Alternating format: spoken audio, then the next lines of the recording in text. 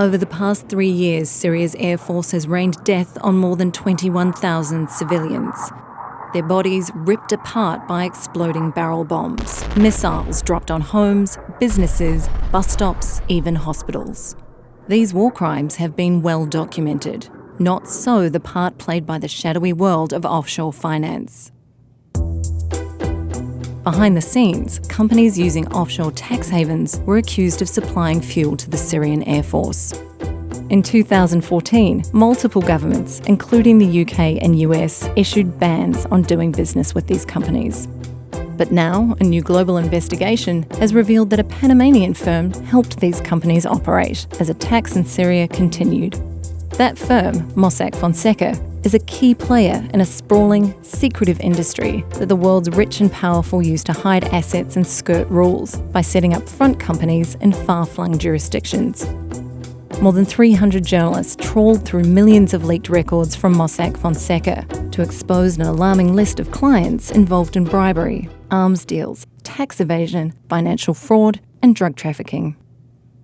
Behind the invoices, emails, and paper trails are real victims. In Russia, businessmen kidnapped orphan girls as young as 13, raped them, then sold them to others for sex. After this rape, I was aching all over. I started very much fearing men. I felt as though they wanted only one thing, only sex with me.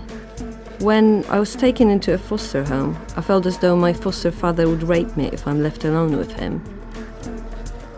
One of the alleged ringleaders was a client of Mossack Fonseca's. When the firm discovered their client was a pedophile, they decided they were not legally obliged to report his offshore business activities to authorities. In Uganda, a company that wanted to sell a prospective oil field paid Mossack Fonseca to help it avoid $400 million in taxes. It was simple paperwork. The company's address was changed from one tax haven to another. In a country where 1 in 3 people live on less than $1.25 a day, $400 million represents more than the government's annual health budget. Uganda spent years in court trying to force the company to pay its taxes. Meanwhile, hospitals in the shadow of the oil field lacked funds for even the most basic equipment.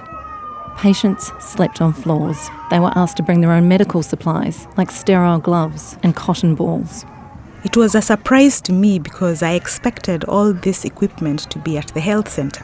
When all these things are not there, nurses say we cannot work on you. At times, we are forced to leave and return home unattended to. Some women have lost their lives and babies.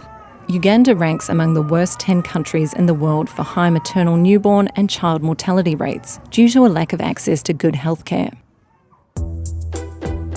The offshore industry has recently come under fire for enabling dubious activities like these. But firms like Mossack Fonseca have helped clients continue to operate behind a veil of secrecy. Until this shadowy world is held accountable, international criminals will keep doing business, tax dollars will be dodged, and bombs will continue to fall.